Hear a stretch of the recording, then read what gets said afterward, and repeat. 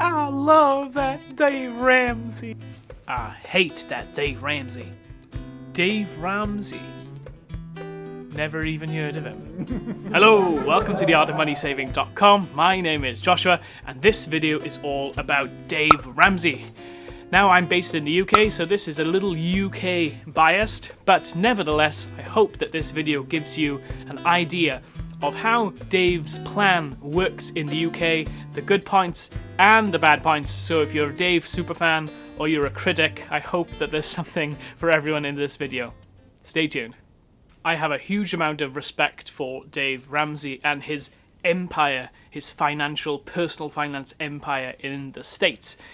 But the question is, does that work in other countries? Because this baby step system has been designed for the US.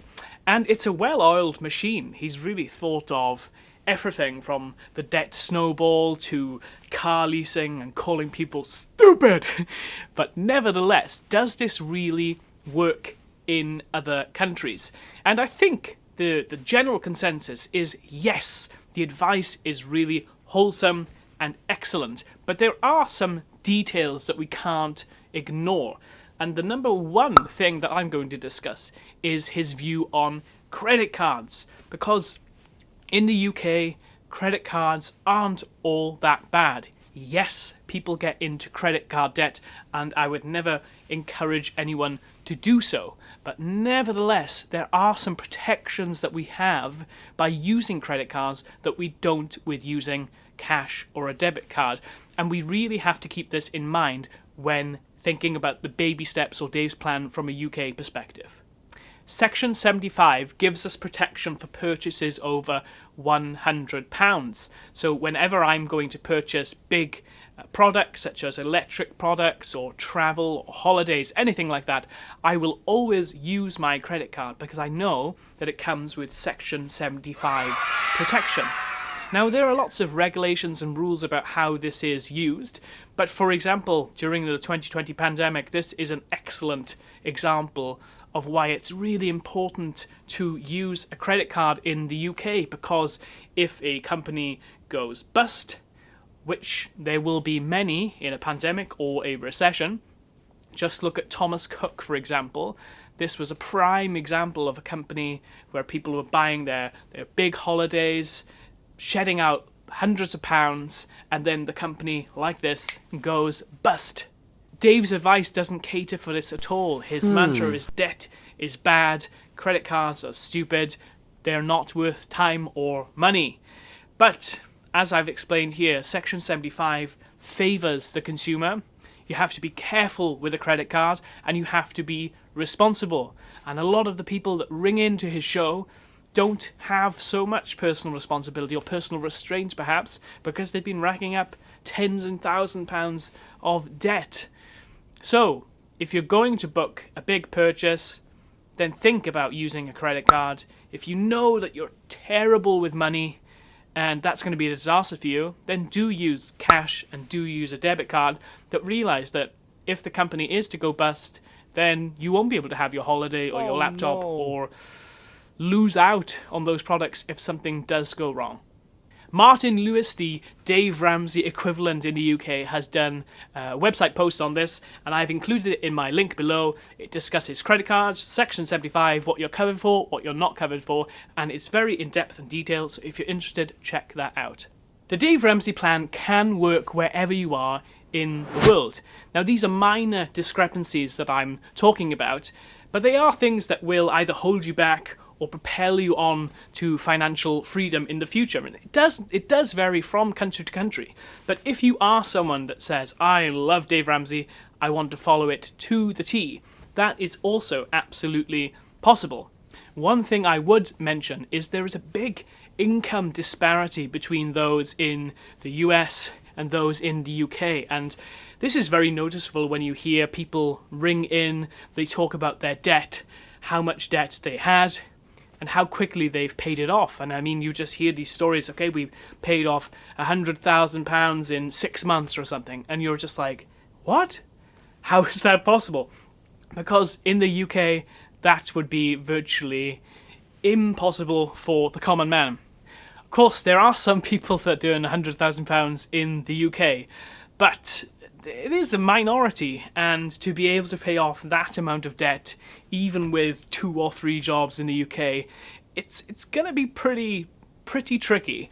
So don't be discouraged. If you are in the UK, don't be discouraged that these people are ringing in and saying, I paid off 200 grand in 2 years or whatever, because you have to realise it's fundamentally different. The earnings in the UK are much smaller than in the US, and there just are disparities in life. They have to pay for health insurance in the US, and in the UK we have the NHS, where we don't have to contribute to health insurance. So there are small discrepancies, and I think this all plays in to the plan and how best you feel you want to move forward. But I love the ethos that debt-free is the way to be. Don't be a slave to the man. Be your own man, be an individual, don't rely on the government. I think that's been a real encouragement to me as well. I love this idea of be your own man, look after yourself. Don't wait for the government to give you a paycheck when you're 65, but plan for your retirement, make your own luck. And I love this positivity from Dave Ramsey. How are you doing, Josh? Better than I deserve. Another sticking point is student debt. Now, as far as I'm aware, student debt in the States is kind of like credit card debt or any other form of debt. It has a high interest rate, it will accumulate over the time, and you will get into financial trouble if you just leave that debt grow, and it becomes almost impossible to control if you don't decide to say, hey, I am going to pay this off. That just isn't the case at all in the UK. Martin Lewis, the UK, Dave Ramsey speaks about this a lot and refers to student debt as a form of taxation. And I'm inclined to agree with him in this, because the way that you pay it off is like a form of taxation, particularly for me, because I'm self-employed. At the end of the year, when I review my finances and I submit my tax return, my student debt is paid as part of my tax return, and therefore it does feel like it's a form of taxation and not a debt. There is an interest rate, and this is all dependent on when you went to university, what country you're from, whether you're from England, Wales, Northern Ireland or Scotland. I'm from Wales, so I know for a fact that some of my English counterparts had different things to deal with when it came to student finance. And for example, the Welsh government, when I came out of university, there was a scheme that if I paid £5 off my student loan, they would then turn that in, I think it was to £1,500. I'm pretty sure it was £1,500, which was amazing. So I paid off £5 of my student taxation or debt, and they turned it into £1,500. So these schemes from country to country are a little bit different. Some people in the UK have this idea that if you don't come from a household that has a very high income, then university is not for you. But I really don't think this is the case. The student loan, it is means-based, at least it was in the time that I went.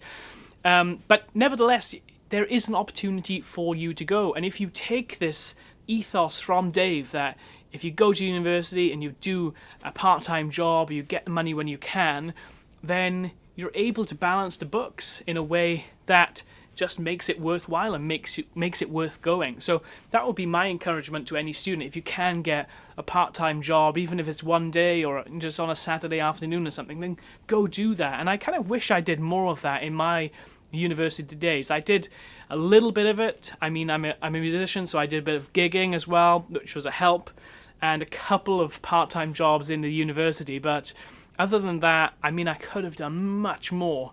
Maybe that means that you don't have to go shopping for the value stuff, but you can treat yourself to a nice Waitrose ready meal or something. I don't know. But student debt is a form of taxation. It is something you're going to have to pay off, but so long as I think education is a really important part of investing in yourself, and education can really supercharge your income for the future. Now, that's not for everyone. I think there was also a time where people were going to university just for the sake of going to university, and we are thankfully changing that now. There's much more an emphasis on skills with your hands, which I don't have at all. Oh no. And working for companies, doing apprenticeships. I think if that's where you're at, go explore that. Dave Ramsey always asks students, what degree are you doing? Is it a career that has a career pathway? Is it a degree that is just going to be useless and not serve you at all? I mean, there are degrees that are just not very helpful for making an income and investing into yourself. I'm sorry, but that's just the reality. So think, does this degree move me to the next stage? Is it going to supercharge my finances? And funny enough, I mean, I did music, and it's a very precarious profession and has its challenges, but there is a career path in some way, and my skills are transferable. So if I want to retrain into something else, I know that I'm able to do that. But had I done a degree in something else, maybe that would have been better. Who knows? These are all very good questions. The next criticism is Dave's idea of buying a house. Now, it is a criticism, but there's also respect, because what I've learned from Dave is don't buy a huge house with 5 bedrooms that is going to push you to your limits of what you can afford every month. And that is the norm for most people. That is definitely a similarity between the UK and the US. You buy a house that's pushing you to your limits so you can have a nice, beautiful home. But it's not as exciting to live in a house or a flat that is much more modest.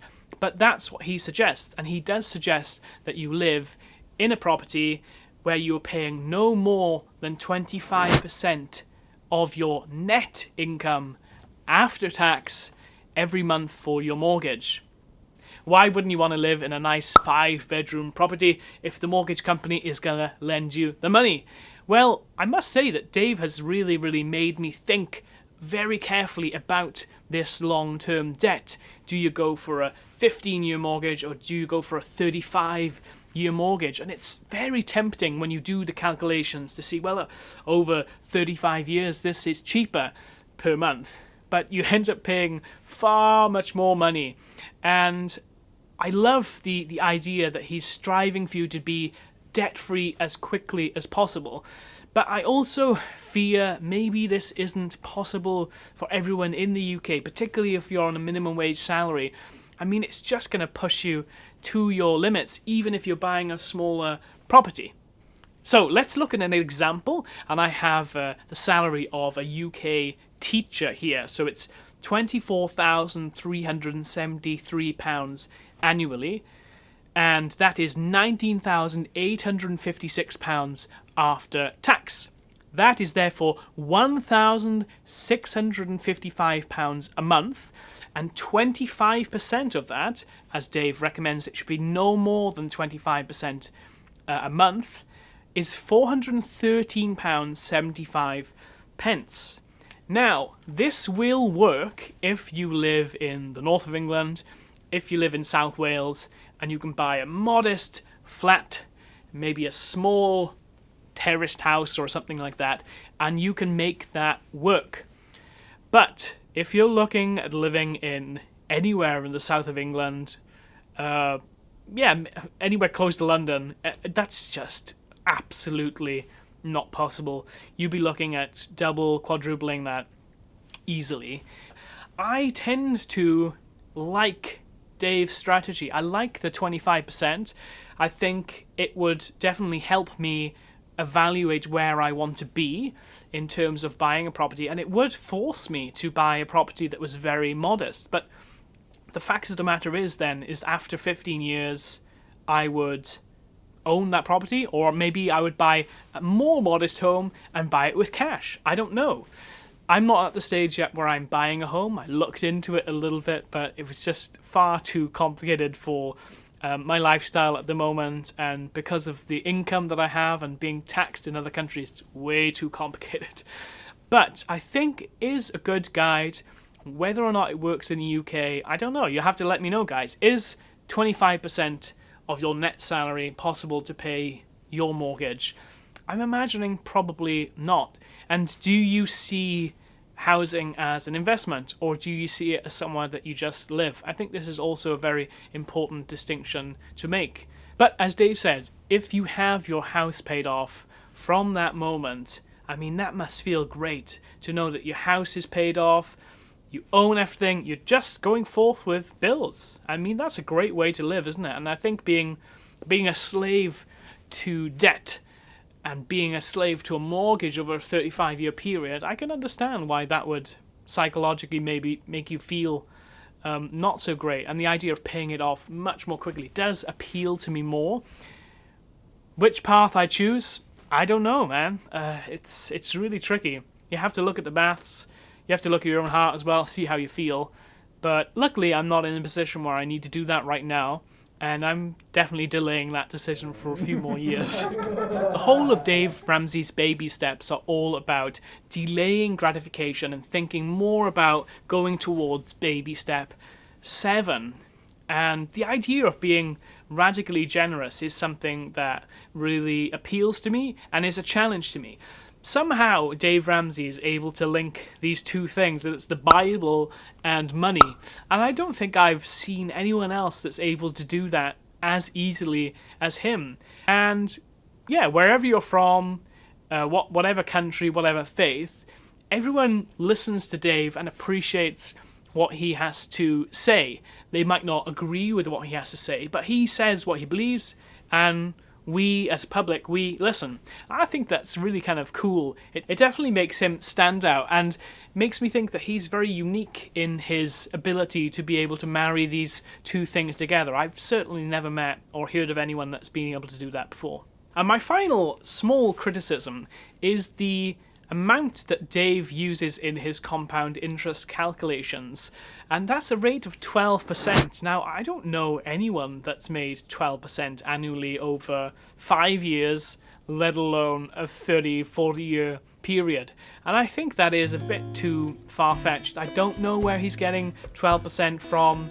At least in the articles that I've read and the literature I've read, 7% sounds like it's more the average annual return and is certainly more modest. And I would rather people work out their finances based on a smaller, modest amount of 7%, rather than say, you know what, I'm going to get 12% every year and this is where I'm going to be by the age 35, and kind of jump the gun. So I think that is something that we disagree on. I mean, if he's able to get an annual 12%, then credits to you, Mr. Ramsey. But I've not been able to do that, and I don't think it's realistic for other people in the UK as well. So I would warn you not to work your compound interest calculator on 12%, but to use a sum that's more modest, and therefore you can always plan things around that, so that if you do happen to reach 11 or 12% one year, that's a bonus. But to work it out on the principle that you're kind of hoping on 12%, that's setting the bar too high in my opinion, and I would rather set it a little bit low, and then if you go over, that's a nice surprise, but it's not something you're expecting.